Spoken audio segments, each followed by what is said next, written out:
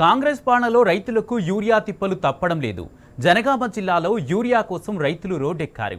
ప్రభుత్వానికి వ్యతిరేకంగా నినాదాలు చేస్తూ ధర్నా చేపట్టారు. పాలకుర్తి మండల కేంద్రంలోని ఆగ్రోస్ రైతు సేవా కేంద్రం వద్ద పెద్ద ఎత్తున రైతులు క్యూలైన్లో పడిగాపులు కాస్తున్నారు. రేవంత్ రెడ్డి చేతగానితనం వల్లే ఈ దుస్థితి వచ్చిందని రైతులు మండిపడుతున్నారు. 10 ఏళ్ల బీఆర్ఎస్ పాలనలో లేని యూరియా కొరత ఇప్పుడెందుకు వస్తుందని అన్నదాతలు ఆగ్రహం వ్యక్తం చేశారు.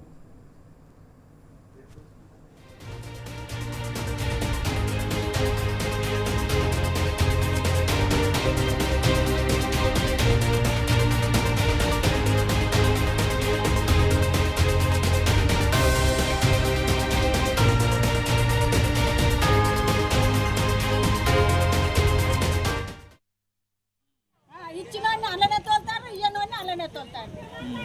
ఏం చాంపాలా అయ్యా చావాలా? పురుగుల మందుకి ఇట్లా దాగి సత్తం తీయండి, మేము మందు చేయబట్టి ఏం చేయాలయ్యా? ఇచ్చినోడిని ఆగబట్టాలా, ఇయ్యనోడిని ఇయ్యాలి. ఎన్ని గంటలకు వచ్చినావు? ఏంటిది 10 గంటలకు వచ్చినావు.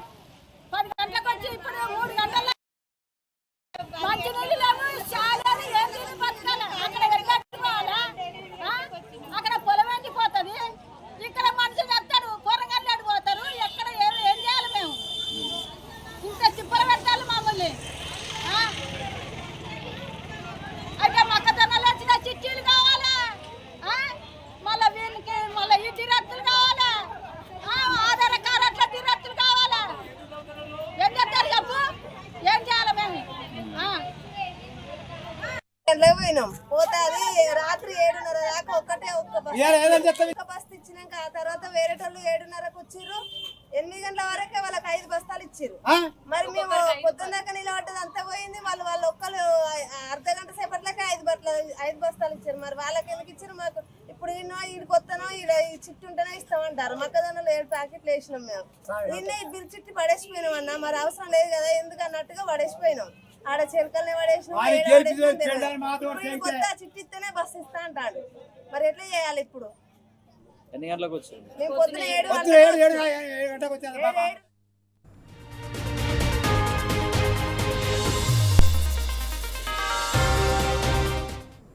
కాంగ్రెస్ పాలనలో రైతులకు యూరియా తిప్పలు తప్పడం లేదు. జనగామ జిల్లాలో యూరియా కోసం రైతులు రోడ్డెక్కారు. ఇదే అంశానికి సంబంధించి పూర్తి అప్డేట్స్ మా ప్రతినిధి రవికాంత్ అందజేస్తారు. రవికాంత్, రైతులు యూరియా కోసం రోడ్డెక్కినట్టుగా తెలుస్తుంది, ఇబ్బంది పడుతున్నట్టుగా తెలుస్తుంది. దీనికి సంబంధించి యూరియా ఎందుకు ప్రొవైడ్ చేయట్లేదు? దీనికి సంబంధించి అధికారులు ఏమంటున్నారు, రైతులు ఏమంటున్నారు? పూర్తి అప్డేట్స్ ఏంటి? కుమార్, యూరియా కోసం మరొకసారి రైతులు బారులు తీరాల్సినటువంటి పరిస్థితి కనిపిస్తా ఉంది. పాలకుర్తిలో 2వ రోజు రైతాంగం బారులు తీరు కనిపిస్తా ఉన్నారు. ఆ క్యూ లైన్ లో నిలబడలేక చెప్పులను క్యూ లైన్ లో పెట్టాల్సినటువంటి దుస్థితి రైతాంగానికి కలుగుతున్నటువంటి పరిస్థితి కనిపిస్తా ఉంది. ముఖ్యంగా మొక్కజొన్న పంటకు సంబంధించి రైతులంతా యూరియా కోసం ఎదురు చూస్తున్నటువంటి పరిస్థితి. ఒక లోడ్ మాత్రమే ఏదైతే మనం చూస్తున్నటువంటి గ్రోమోర్ సెంటర్ కి వస్తా ఉంది. ఒక లోడ్ అంటే 400 బస్తాలు వస్తే ఏం సరిపోతుందని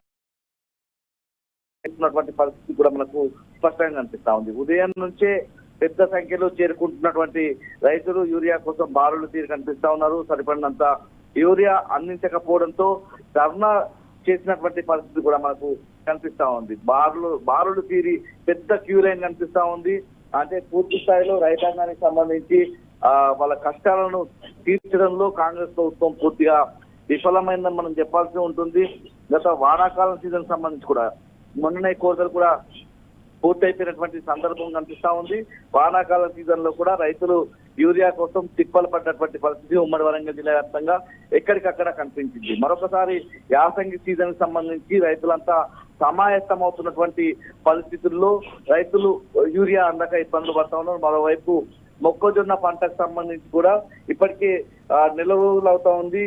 ఏదైతే ఈ పంట కొని నెల రోజుల తర్వాత ఒకసారి యూరియా వేయాల్సి ఉంటుంది. ఆ యూరియా కోసం ఇబ్బందులు పడతా ఉన్నామని చెప్తా ఉన్నారు. నెల రోజుల నుంచి యూరియా అందని పరిస్థితి కనిపిస్తుందని రైతాంగం తమ ఆవేదన వ్యక్తం చేస్తున్నటువంటి పరిస్థితి కూడా కనిపిస్తా ఉంది. పూర్తి స్థాయిలో ఎక్కడికక్కడ ఇటు పాలకుర్తి నియోజకవర్గాన్ని మనం చూసినట్లయితే పాలకుర్తి నియోజకవర్గ కేంద్రంతో పాటు పెద్దవంగారులో కూడా ఇదే పరిస్థితి కనిపిస్తా ఉంది. ఎక్కడికక్కడ మరొకసారి యూరియా కష్టాలు బయటపడుతున్న సందర్భం మనం చూస్తా ఉన్నాము.